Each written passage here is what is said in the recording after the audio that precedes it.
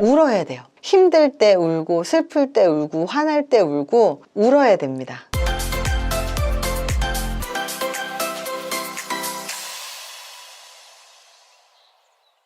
우리가 살다 보면 힘들 때가 있죠. 힘들 때 반드시 울어야 돼요. 울어야 하는 7가지 이유를 알려드릴게요. 우리는 사람들이 우는 모습을 보면 뭔가 해줘야 될 것 같이 느껴요. 그리고 또 울면 안 된다고 무의식적으로 생각하는 것 같습니다. 근데 운다고 해서 다 같은 감정은 아니죠. 향수에 젖었을 때 그리워서 울기도 하고, 고통스러울 때 울기도 합니다. 화가 났을 때 울기도 하고, 억울했을 때도 울어요. 이렇게 부정적인 상황에서 우는 경우도 많고, 그리고 반대로 너무 기쁘고 감동적일 때도 눈물이 납니다. 많은 연구에서 인간에게 눈물은 많은 긍정적인 효과가 있다는 것을 밝혀냈습니다. 사람이 우는 건 자연스럽고 정상적인 행동이에요. 오히려 울지 않는 사람은 정신적으로 안정되지 못하는 경우가 많습니다. 이번 영상에서는 우리가 기쁠 때나 슬플 때나 혹은 화가 났을 때나 눈물을 흘려야만 하는 이유 7가지를 알려드릴게요.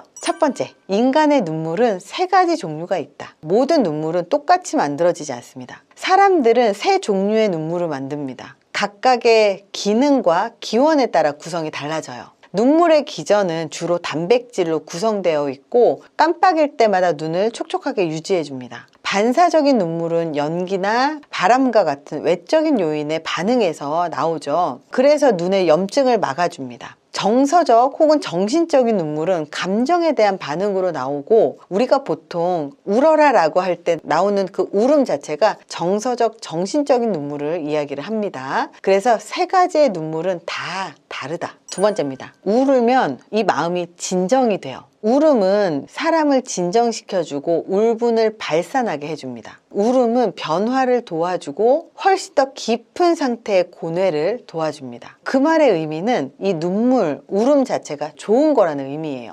울음은 우리가 힘을 다 열심히 쓰고 난 후에 탁 쉬잖아요. 그럴 때 안정을 유지를 시켜주고 이 신체 기능을 증진시켜주는 부교감 신경계를 활성화하기 때문입니다. 부교감 신경계가 활성화가 된다는 얘기는 이완이 된다는 뜻이에요. 이런 스트레스라든지 이런 신진대사가 너무 막 빠르게 돌아가면 되게 힘들잖아요. 힘을 많이 쓰게 되는 것 같고, 이것을 억제를 시켜주고 쉬게 만들어주는 이완의 효과를 갖고 있습니다. 세 번째, 눈물은 고통 완화제, 기분 증강제, 그리고 수면 촉진제라고 합니다. 2014년도 연구에 따르면 정서적 눈물, 슬퍼서 울거나 화가 나서 울거나 이렇게 우는 눈물은 기분을 좋게 만드는 2개의 물질을 분비하는데요. 옥시토신과 엔도르핀이에요. 이런 호르몬이 육체적이든 정신적이든 이런 즐거움과 행복감을 만들어주기 때문에 나쁜 감정이 감소가 된다는 뜻이에요. 사람은 울고 난 후에 가끔 웃거나 미소를 짓거든요. 이거는 옥시토신과 엔돌핀이 기분을 좋게 만들어주기 때문입니다. 기분을 좋게 해주고 고통을 줄여준 효과는 잠을 잘 자게 돕기도 하죠. 자,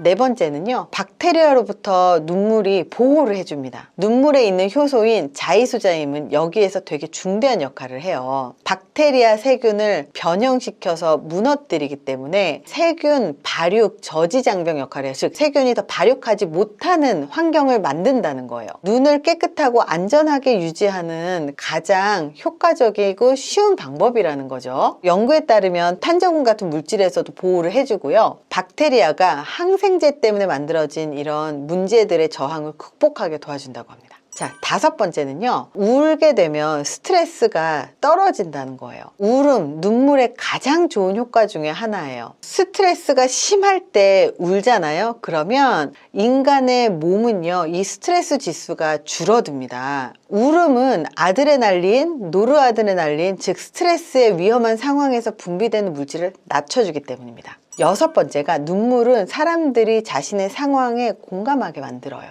보통 다른 사람이 우는 걸 보면 공감하게 되고, 그리고 기댈 어깨를 제공해주고 토닥토닥 해주고 위로를 해주죠. 도움이 필요하거나 아니면 힘든 일이 일어났다고 생각을 하고 도와주려고 해요. 그리고 상대방이 아프고 괴롭다고 생각을 합니다. 그렇기 때문에 다른 사람이 와서 도와주려고 하고 그 사람한테 마음을 열어주려고 노력을 한다는 거예요.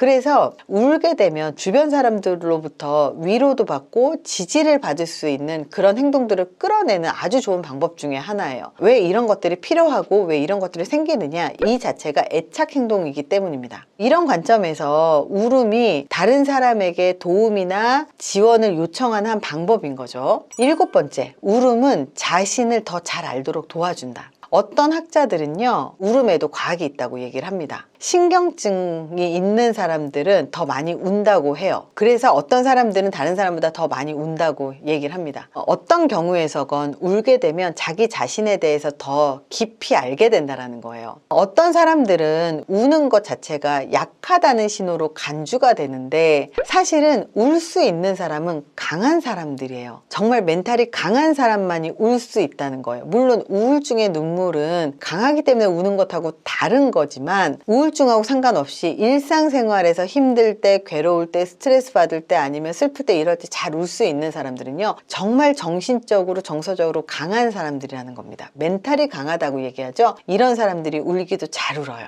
눈물은 우리에 대해서 더 많은 것을 알게 해줍니다. 내 약점, 그리고 내가 언제 남을 필요로 하는지, 그리고 내가 힘들어하는 건 무엇인지, 지금 내가 현재 상황을 얼마나 힘들게 느끼고 있는지, 그리고 우리의 인생에 무엇이 중요한지, 그리고 무엇이 나한테 영향을 크게 미쳤는지에 대한 통찰을 줄 수 있는 거예요. 자꾸 울지 않고 참고 눈물을 감추는 건 정서적인 정화 활동을 방해하는 셈이거든요. 그렇기 때문에 우는 것, 눈물을 흘리는 것을 두려워하거나 창피함을 느낄 필요가 없다는 겁니다. 울어야 돼요. 힘들 때 울고, 슬플 때 울고, 화날 때 울고, 울어야 됩니다. 우는 건 우리를 더 건강하게 만들고, 그리고 우리가 힘듦을 더 잘 극복하게 만들어준다는 걸 기억하셨으면 좋겠습니다. 이번 영상이 도움이 되셨으면 좋겠습니다. 감사합니다.